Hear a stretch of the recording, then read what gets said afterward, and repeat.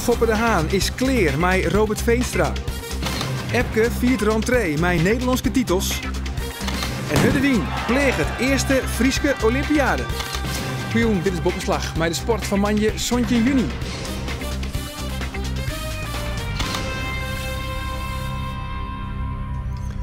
In het komende liet jaloeren omtinkend voor de wichtigste Frieske sport van het oude weekend. En Jonkendal neemt de onderwerpen ook nog omtinkend voor het fietsen, de ronde van Zuid-Friesland. En er is een echte rel bij het reetrieden, want Jorrit Bergsma is toch de boomscoach uit de ploegenachtervolging zetten.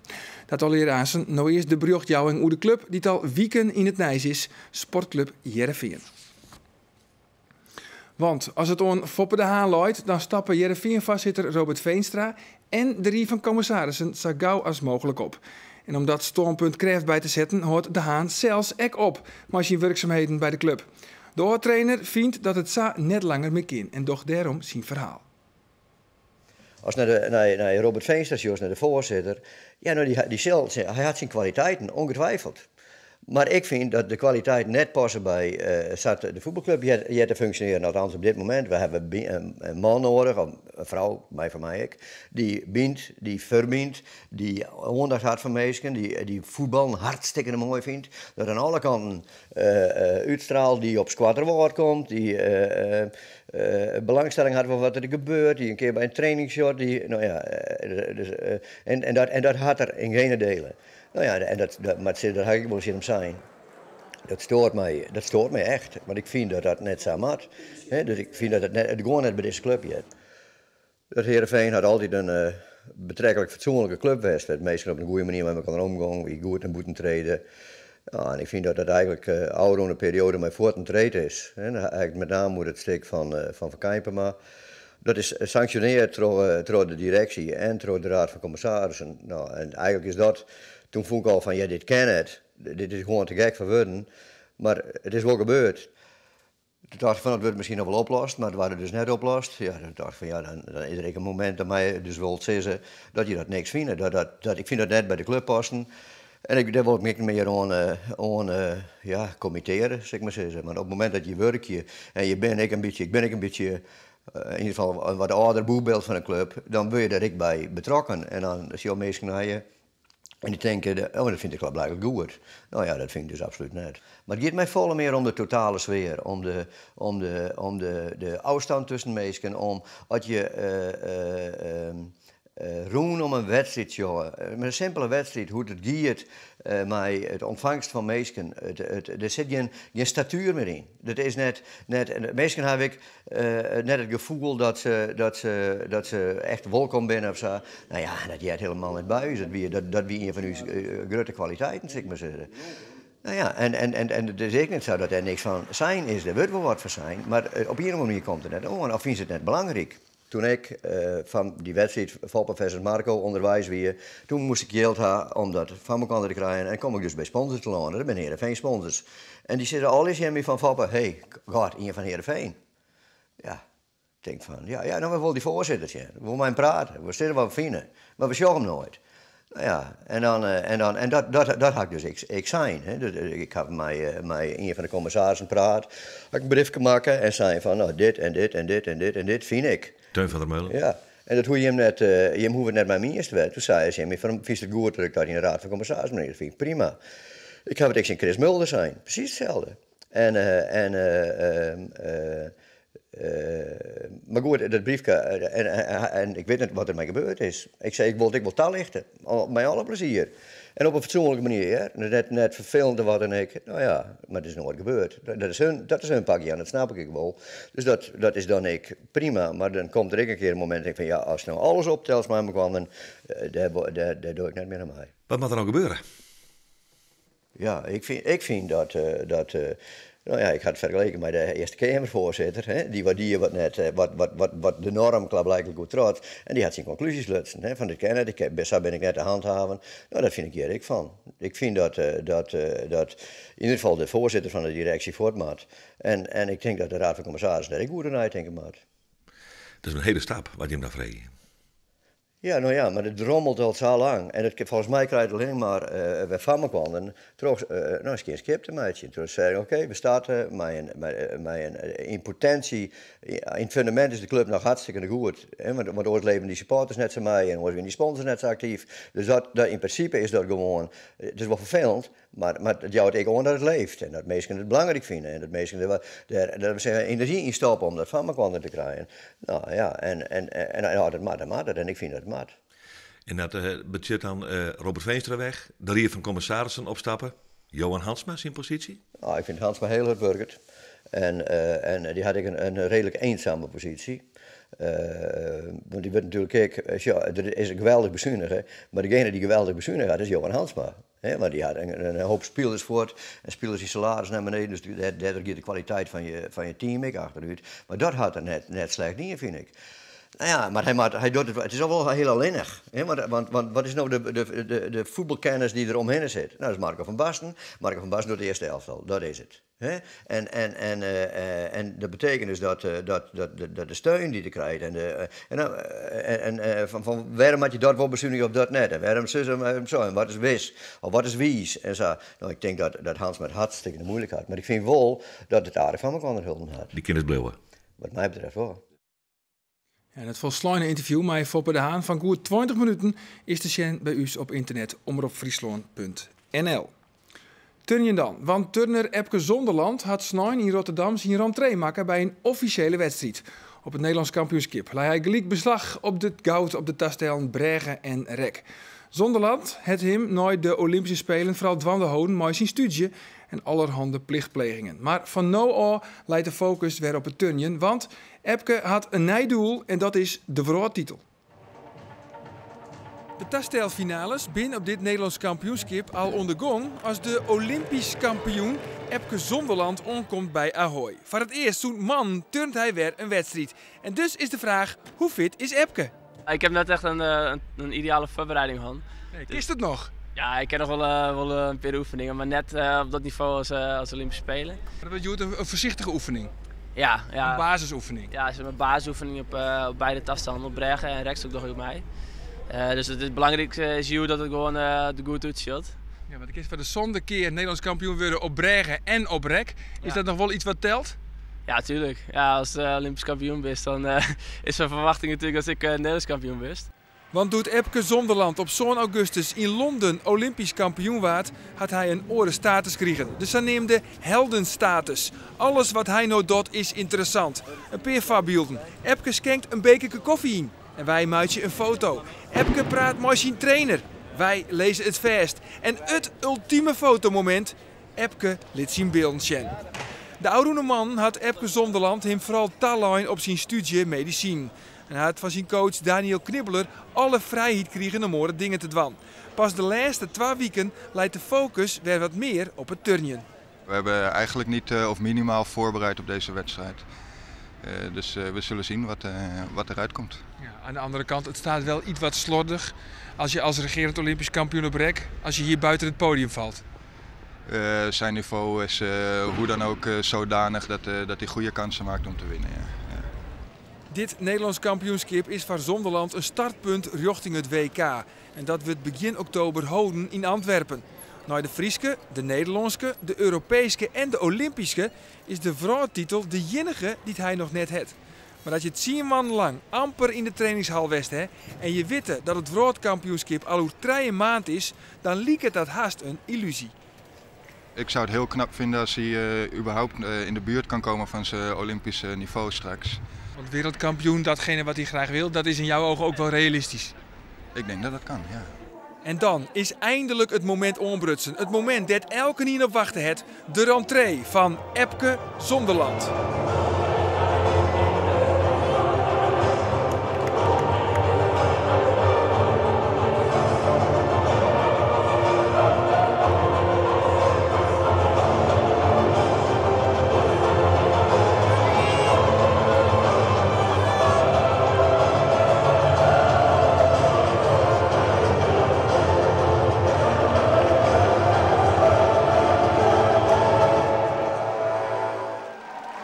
Als laatste van alle deelnemers komt Epke Zonderland in actie op Bregen. Zonderland is de 6-vorig Nederlands kampioen op dit tastel. En ik nou, maar in zijn rentree liet hij een prima oefening zien.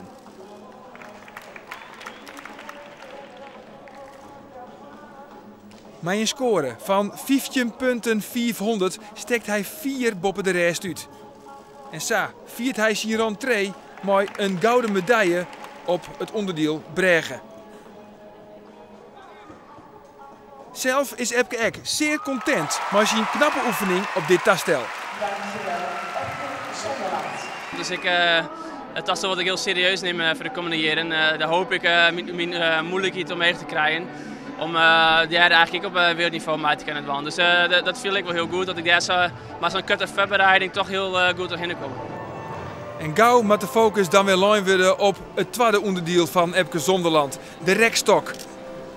En ook hier prolongeert hij zijn Nederlandse titel. Het is zijn tweede Nederlandse titel op dit tastel op Riegen en zijn zonde in totaal. En dat wielst Epke Zonderland nog lang net 100% fit is.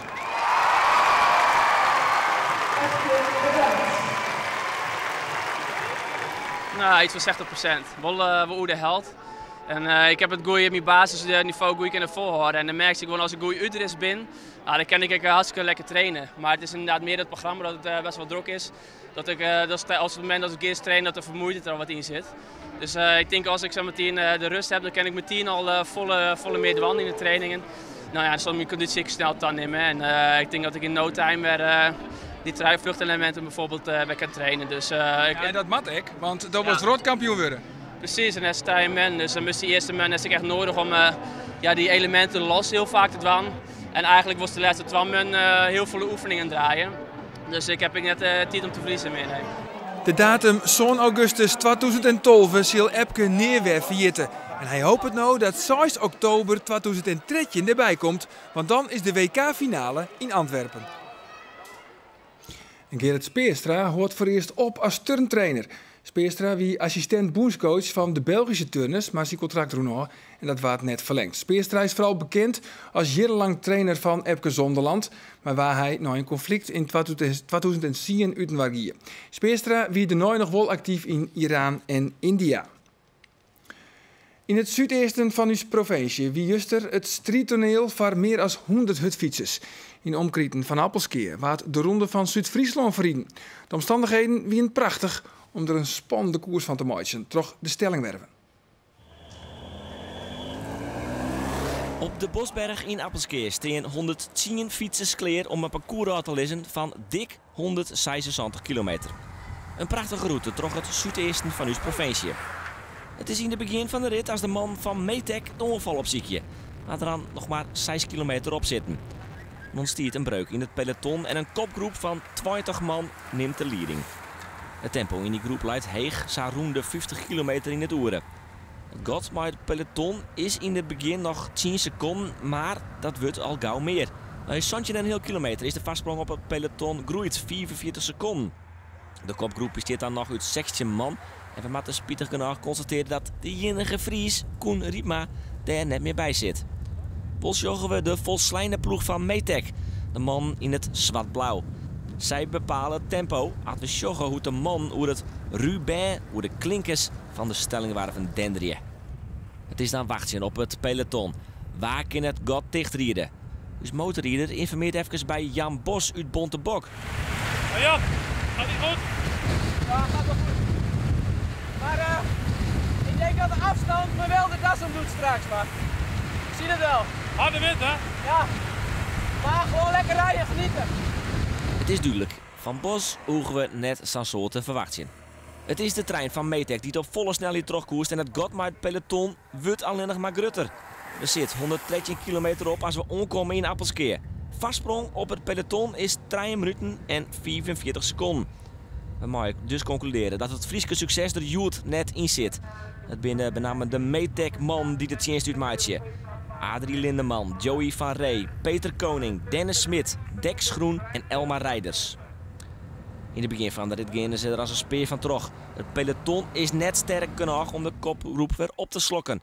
En wat Elsen al onkomt zich, wordt uitzoekend uit viert. 3 man uit de Metec-ploeg ontsnappen uit de kopgroep. En maar grut Max Vertoon rieden ze maar haar trein uit de finish. En de winst gaat naar Peter Koning uit Venhuizen. En de Friezen die stellen teloor. Teken Piet, het ben je echt een man van Metec die hier de koers bepalen. Baalsto? Ja, ik baal. Ze stonden al machinaal voor bij de start. En ik dacht, nou, ik kan wel naar voren rijden, maar dat wie ik mis. Ik net goed inschatten. Dus na kilometer 3 rieden ze al volle bak. Echt volle bak. En we komen op een kant. Hier wel lint en ik zie gewoon de 4 van achteren. En ja, ik heb een goede koers gereden, maar ik heb gewoon de slag gemist. Ja, dat kijk ik me echt met mezelf onrekening.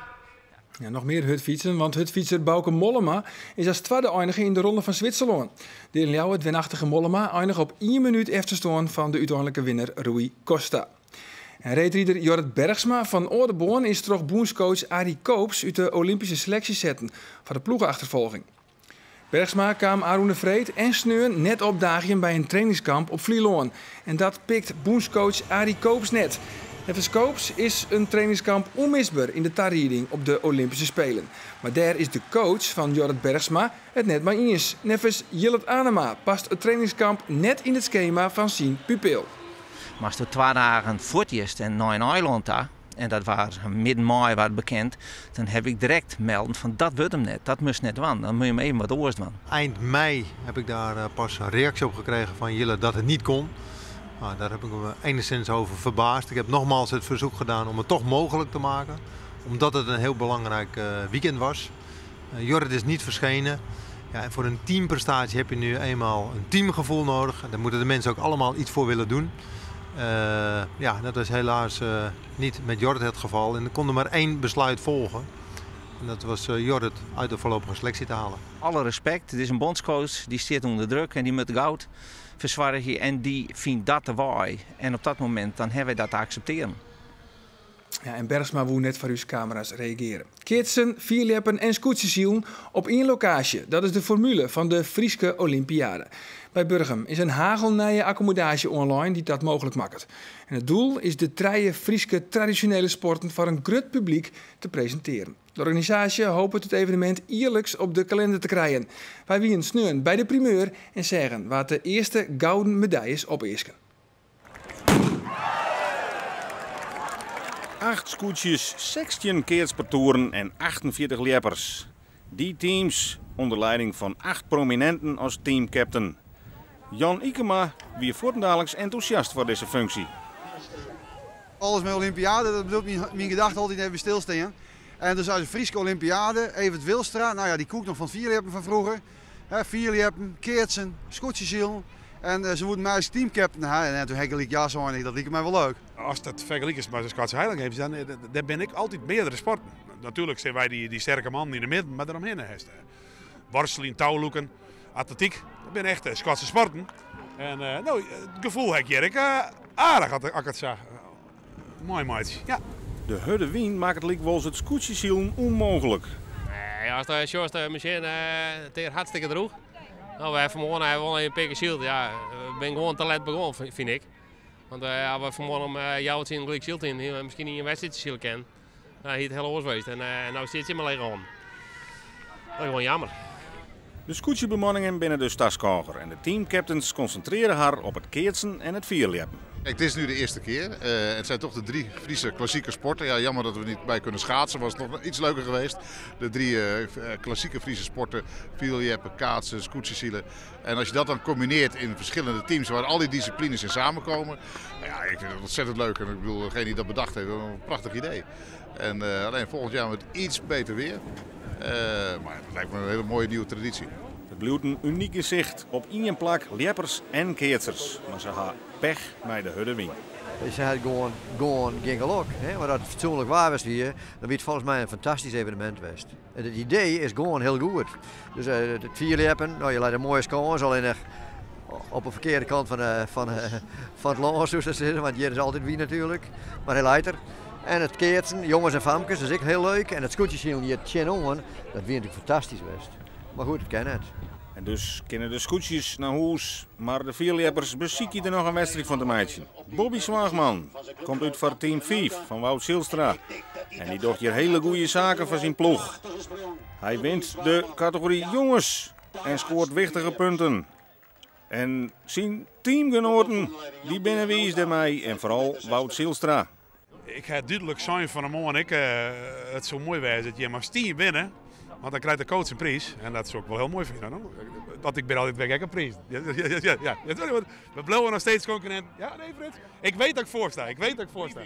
Briefing. Nou, dan krijg je horen dat je achter staat. nou, kijk zo. Ja, die strijd is tussen coachstick natuurlijk. No?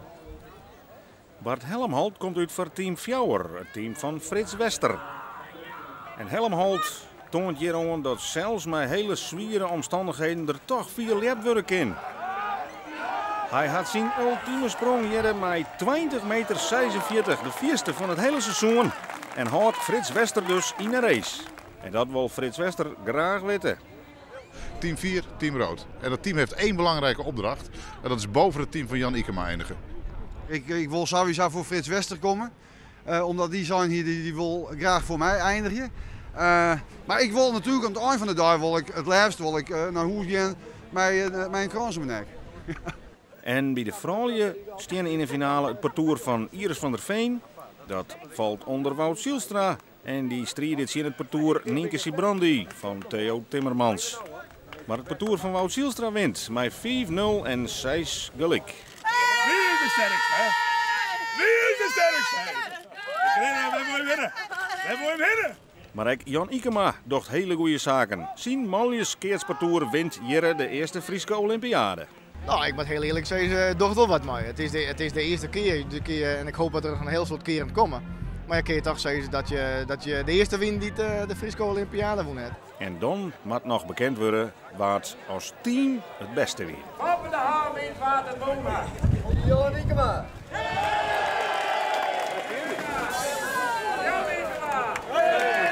Team Jan Ikema dus de eerste winnaar van de Friese Olympiade. Op de tweede plek eindigt Wout Silstra en treden we het team van Afke Hilkema. Frits Wester eindigt op het 4e plek. Ik heb er niks aan gedaan, ik ben zo blij als een klein kind.